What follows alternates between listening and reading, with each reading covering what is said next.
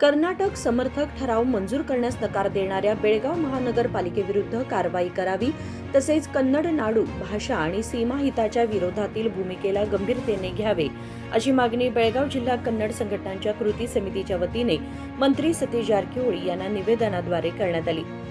बेळगाव महानगरपालिकेत कर्नाटक समर्थक ठराव बेळगाव हे कर्नाटकाचा अविभाज्य भाग आहे तसेच सीमावादाबाबत महाजन आयोगाचा अहवाल अंतिम मानावा असा ठराव मंजूर करावा या मागणीसाठी बेळगावातील 20हून अधिक कन्नड संघटनांकडून मागील 26 मार्चपासून आंदोलन सुरू असल्याचे निवेदनात नमूद करण्यात आले आहे।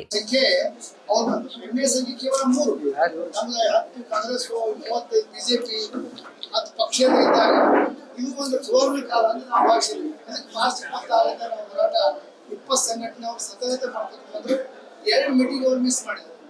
ಒಂದು ಏಪ್ರಿಲ್ 12 ಮೇ 13 ದೊಡ್ಡ ಪ್ರಮಾಣ ಪ್ರತಿಭಟನೆ ಆದರೂ ಸಹಿತ ಸುಪ್ರೀಂ ಕೋರ್ಟ್ ನ ಕೇಸ್ ಐತಿ ಮಾಡಕ್ ಹೋಗಬೇಕು ಅಂತ ಹೇಳಿ ಅವರು ಅನೇಕ ಸಲ ಹೇಳಿದ್ರು। ಮೋಹನ್ ಖಾತ್ರಿಗೆ ಅವರಿಂದ ಲಿಖಿತವಾಗಿ ನಾವು ಒಂದು ಒಪಿನಿಯನ್ ತರಿಸಿದ್ವಿ ದಿಲ್ಲಿಯಲ್ಲಿ।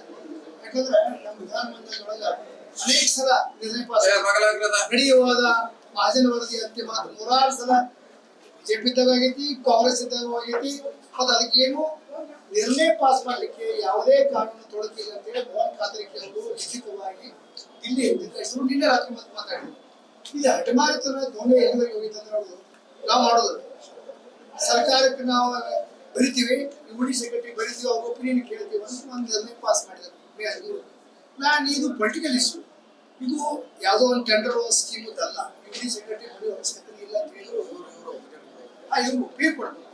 ಅದಕ್ಕಾಗಿ 55 ಮಂದಿ ಆ ಬಿಜೆಪಿ ಕಾಂಗ್ರೆಸ್ ಇರಲಿ ನಮ್ಮ ಕನ್ನಡಿಗರೇ ಕರ್ನಾಟಕ ಪರವಾಗಿರುವ ಆದ್ರಿಂದ ಈಗ ಏನೇ ಎಲ್ಲಿವರೆಗೆ ಹೋಗ್ತಿದ್ರೆ 75 ದಿವಸ ನಾವು ಚಳವಳಿ ನಡೆಸಿ ಒಂದು ಟ್ರೈನ್ ಬೆಳಗಾವಿ ಕರ್ನಾಟಕದ ಭಾಜಿ ಅದರಿಂದ ಏನು ಆಕಾಶದಿಂದ ಹರಿದುವುದಿಲ್ಲ, ಆದ್ರೆ ಏನು 2005 ಏನು ತಪ್ಪಾಗಿದೆ ಅದನ್ನು ಸರಿಪಡಿಸುವಂತ ಪ್ರಯತ್ನ ಮಾಡಬೇಕು ಅಂತ ಹೇಳಿಲ್ಲ। ಇವತ್ತು ಬೆಳಿಗ್ಗೆನೂ 400 ಮೀಟಿಂಗ್ ಆಯ್ತು, ಅವರು ಸ್ಪಟ್ ಹೇಳಿದ್ರು, ವಿಕೇಶ್ ಸಾಹೇಬ್ ಕೇಳಲ್ಲ ಫೋನ್ ಮಾಡಿದ್ರು, ಅವರು ಸ್ಪಟ್ ಹೇಳಿದ್ರು।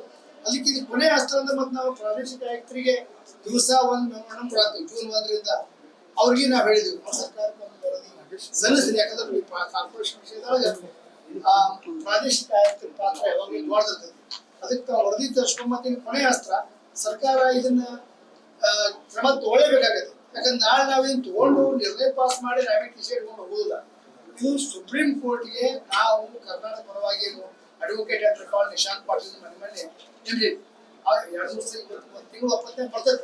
ಈ ದಾಖಲೆ ಆದ್ರೆ ಕರ್ನಾಟಕ ಪರವಾಗಿ ಒಂದು ದಾಖಲೆ ಅದಕ್ಕಂದ್ರೆ ಸಭೆಯಲ್ಲಿ 13ನೇ ತಾರೀಕು ಆದ ಸಭೆಯಲ್ಲಿ ಸರ್ಕಾರ ನಾಮಿನಿಸಿದಾದಂತ ಅನ್ನಸಂಖ್ಯೆ ಇಬ್ಬರೇ ವಿಷಯ ಇದ್ದಿದ್ರಲ್ಲ, ಬೆಳಗಾವಿ ಕರ್ನಾಟಕದ ಧ್ವಜಾರೋಹಣ ಅಂತ ಹೇಳಿ ಇದಂತ ಯಾರು ಸದಸ್ಯರ ಬಗ್ಗೆ ವಿಷಯ ಇರ್ತದೆ।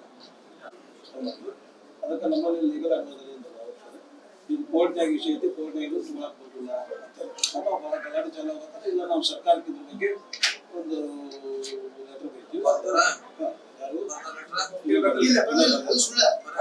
ಅವರು ಸುಳ್ಳು ಹೇಳಿದ್ದಾರೆ ಆ ನಂತರ ನಗರಾಭಿವೃದ್ಧಿ ಅಧಿಕಾರಿಗಳಾಗಿ ಲೆಟರ್ ಬರ್ತಾ ಉಂಟಾರೆ, ಇಲ್ಲಿವರೆಗೆಲ್ಲ ಬರ್ತಿದ್ದಾರೆ।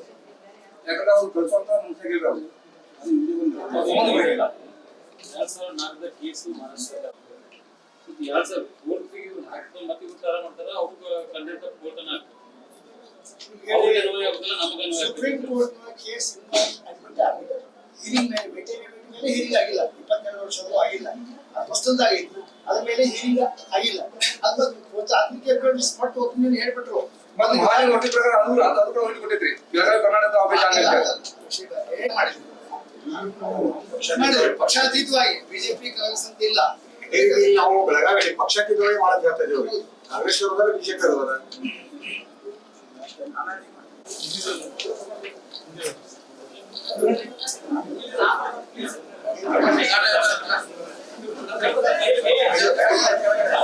या पार्श्वभूमीवर सध्या कन्नड भाषिक बहुमत असलेल्या बेळगाव महानगरपालिकेत कर्नाटक समर्थक ठराव मंजूर करावा या मागणीसाठी गेल्या 75 दिवसांपासून आंदोलन सुरू असतानाही महानगरपालिकेकडून कोणतीही प्रतिक्रिया मिळालेली नाही अशी खंत निवेदनात व्यक्त करण्यात आली आहे। विनोद कोलकार, KMM मराठी, बेळगाव।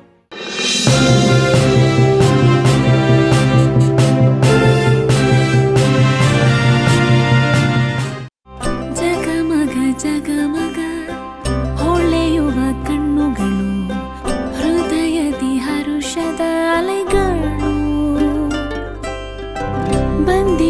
ಶುಭಗಳಿಗೆ ಪ್ರೀತಿಯ ಗಳಿಗೆ ರೇಷ್ಮೆಯಲ್ಲಿ ಸುತ್ತಿದ ಸ್ವರ್ಣಗಳಿಗೆ BS Channabasappa and Sons, The Textile Mall, Tilakvadi, Belagavi.